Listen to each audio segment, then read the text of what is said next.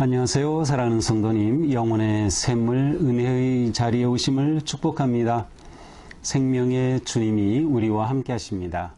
우리와 함께 하시는 주님을 찬양합니다. 기도합시다. 주님 감사합니다. 오늘도 주님의 은혜 안에 저희들을 불러주시고 또 말씀으로 저희들을 세워주시니 감사합니다. 오늘도 주님의 말씀 따라 거룩한 생명의 길을 향해 나아갈 수 있도록 저희들을 깨우쳐 주시고 마음을 새롭게 하여 주시고 온전히 기쁨으로 헌신하며 순종할 수 있도록 함께하여 주시옵소서. 예수님 이름으로 기도합니다. 아멘. 오늘 말씀은 예레미야 4장 5절부터 18절입니다. 너희는 유다에 선포하며 예루살렘에 공포하여 이르기를 이 땅에서 나팔을 불라 하며 또 크게 외쳐 이르기를 너희는 모이라 우리가 견고한 성으로 들어가자 하고 시온을 향하여 깃발을 세우라 도피하라 지체하지 말라. 내가 북방에서 재난과 큰 멸망을 가져오리라. 사자가 그 수풀에서 올라왔으며 나라들을 멸하는 자가 나왔으되 내 땅을 황폐하게 하려고 이미 그의 처소를 떠났은즉 내 성읍들이 황폐하며 주민이 없게 되리니 이로 말미암아 너희는 굵은 배를 두르고 애곡하라. 이는 여호와의 맹렬한 노가 아직 너희에게서 돌이키지 아니하였음이라. 여호와의 말씀이니라. 그날에 왕과 지도자들은 낙심할 것이며 제사장들은 놀랄 것이며 선지자들은 깜짝 놀라리라. 내가 이르되 슬프도소이다. 주 여호와여, 주께서 진실로 이 백성과 예루살렘을 크게 속이셨나이다. 이르시기를 너희에게 평강이 있으리라 하시더니 칼이 생명에 이르렀나이다. 그때에 이 백성과 예루살렘에 전할 자가 있어서 뜨거운 바람이 광야에 있는 헐벗은 산에서 내 딸 백성에게 불어온다 하리라. 이는 키질하기 위함도 아니요 정결하게 하려 함도 아니며 이보다 더 강한 바람이 나를 위하여 오리니 이제 내가 그들에게 심판을 행할 것이라. 보라, 그가 구름같이 올라오나니 그의 병거는 회오리 바람 같고 그의 말들은 독수리보다 빠르도다. 우리에게 화 있도다. 우리는 멸망하도다 하리라. 예루살렘아, 내 마음의 악을 씻어버리라. 그리하면 구원을 얻으리라. 내 악한 생각이 내 속에 얼마나 오래 머물겠느냐. 단에서 소리를 선포하며 에브라임 산에서 재앙을 공포하는도다. 너희는 여러 나라에 전하며 또 예루살렘에 알리기를 애워싸고 치는 자들이 먼 땅에서부터 와서 유다 성읍들을 향하여 소리를 지른다 하라. 그들이 밭을 지키는 자같이 예루살렘을 애워싸나니 이는 그가 나를 거역했기 때문이니라. 여호와의 말씀이니라. 내 길과 행위가 이 일들을 부르게 하였나니 이는 내가 악함이라. 그 고통이 내 마음에까지 미치느니라. 아멘. 자, 이제 오늘 말씀에서는 유다를 향한 심판의 메시지가 선포됩니다. 자, 하나님께서 말씀하시죠. 너희는 유다에 선포하며 예루살렘에 공포하여라. 유다의 예루살렘에 선포하라. 무엇을 선포합니까? 이 땅에서 나팔을 불러라. 너희는 모여라. 우리가 견고한성으로 들어가자. 자, 나팔을 분다는 것은 무엇이에요? 적이 다가오고 있는 거예요. 나팔은 아주 경고와 급박한 그러한 신호죠.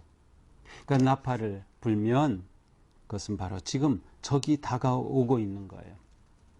지금 아주 위급한 긴급한 상황이 되고 있는 것이죠. 그러니 크게 외치는 거예요. 자, 빨리 모여라. 어디로 모입니까? 견고한성으로 우리가 들어가자. 자, 여기서 견고한성은 당연히 예루살렘 성입니다.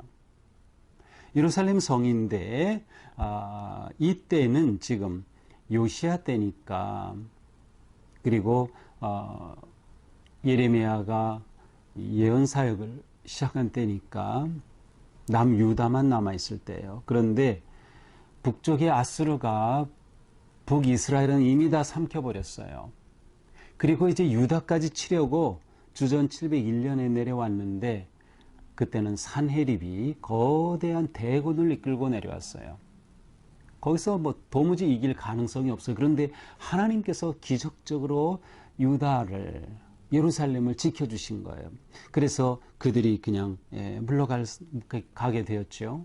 자, 이게 주전 701년이니까 불과 한 지금 이 예언이 선포되는 때로 치면은 불과 한 80년 뭐 그 정도였어요. 자, 그런데 그때 예루살렘이 살아남았거든요. 아수르에게 꼭 멸망할 줄 알았는데 살아남았거든요. 그래서 그들에게는 예루살렘으로 피하면 예루살렘은 견관성이니까 우리는 구원받을 거야. 어떤 재난이 와도 어떤 적이 쳐들어도 우리는 안전해 라고 하는 그런 의식이 있었어요. 그래서 우리가 견관성으로 들어가자. 또한 시온을 향하여 깃발을 세우라. 시온 곧 예루살렘이죠. 예루살렘으로 가는 방향을 보여주는 깃발을 세워서 그쪽으로 사람들이 다 모이도록 해라. 도피하라. 지체하지 말라. 아주 긴급하게 그렇게 선포하는 겁니다. 내가 북방에서 재난과 큰 멸망을 가져오리라. 북방에서, 여기서 이제 북방은 이 시대적으로 보면 바로 이제 신흥 바벨론이에요. 신바벨론. 바벨론이 이제 내려오는 거죠. 그런데 이때 주체가 뭐예요? 내가 북방에서 재난과 멸망을 가져오겠다. 내가 누구입니까? 여호와 하나님이에요. 지금 이 심판은 하나님이 주도하시는 거예요. 바벨론을 이용하고 북방의 대국을 이용하실 분, 실제로 하나님이 이것을 심판하시는 거예요. 하나님이 지금 유다의 죄에 대해서 심판하시는 거예요. 그러니까 사실 이것은 하나님의 심판이기 때문에 이것을 피할 수는 없어요. 그들이 아무리 견고성으로 피하자 예루살렘이 견고하다고요? 여호와께서 지켜주시지 않으면 어떠한 성도 견고할 수 없어요. 근데 그들이 이것을 잊어버렸어요. 그냥 예루살렘으로 피하기만 하면 살아날 것이라고 생각했던 것이죠. 사자가 그 숲풀에서 올라왔으며 나라들을 멸하는 자가 나왔으되 내 땅을 황폐하게 하려고 이미 그의 처소를 떠났은즉 내 성읍들이 황폐하며 주민이 없게 되리니. 자, 사자가 숲풀에서 확 공격하며 달려오듯이 나라를 멸하는 자, 북방의 대국이 지금 나라를 삼키려고 지금 달려오고 있는 겁니다. 자, 여기서 멸한다, 삼킨다. 이거 앞에서 나왔던 표현인데요. 그렇죠. 유다가 하나님의 거룩한 예언자들을 삼켰어요. 박해하고 죽이고. 그러니 이제는 하나님께서 그들을 심판하시는 거예요. 북방에서 오는 그 거대 제국이 이제 그들을 삼킬 것이라는 거죠. 이렇게 될 때 그 성읍은 황폐하고 주민들은 하나도 없게 될 것이다. 돌이킬 수 없는 재난의 상황이 일어나게 되는 것입니다. 이렇게 되면 어떻게 됩니까? 그들이 굵은 배를 두르고 애곡할 것이다. 슬프게 고난 중에 절망 가운데 애곡할 것이다. 이는 여호와의 맹렬한 도가 아직 너희에게서 돌이키지 아니했습니다. 하나님의 맹렬한 진노가 계속되고 있기 때문이다. 떠나지 않고 있어요. 그러니 그들은 굵은 배를 두르고 애곡할 것이다.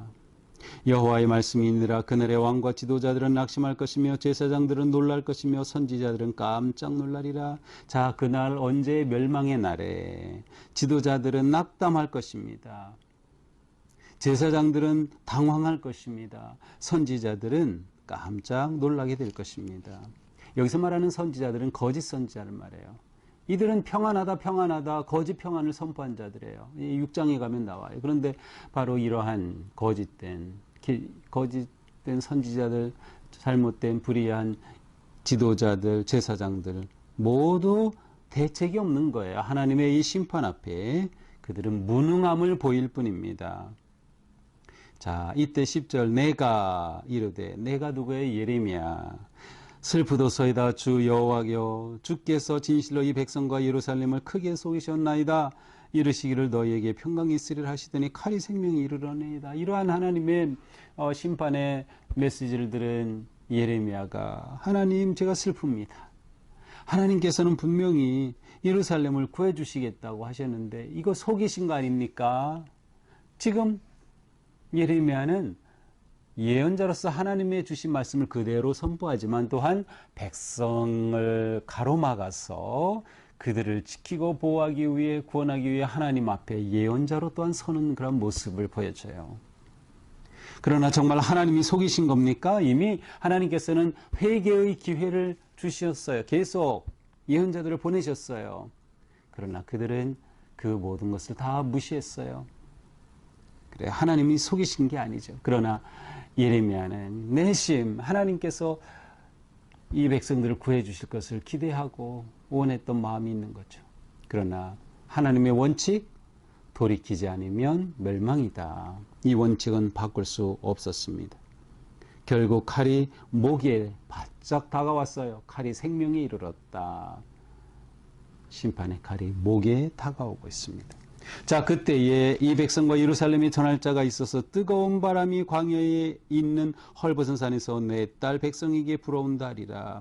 자, 이 절망의 때, 멸망의 때가 될 때에 또한 어떤 일이 일어납니까? 뜨거운 바람, 열풍이 불어서 예루살렘을 다 헐벗게 만들어요. 그런데 이 바람은 평소의 바람과 달라요. 키지라는 바람, 옛날에는 이게 곡식을 제정하기 위해서 이렇게 바람에 이렇게 키지라면은 다 이제 건불 가라진 다 날아가고 알곡이 남죠. 뭐 60년대, 70년대 초까지도 시골에서는 그렇게 키지를 했어요.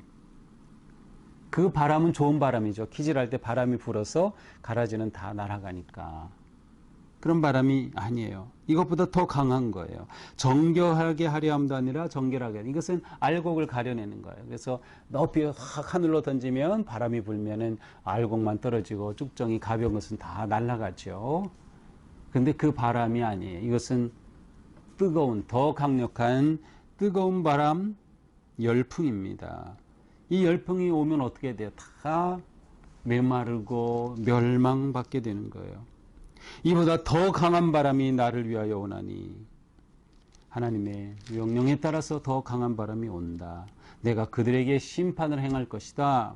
하나님은 그들의 심판을 경고하십니다.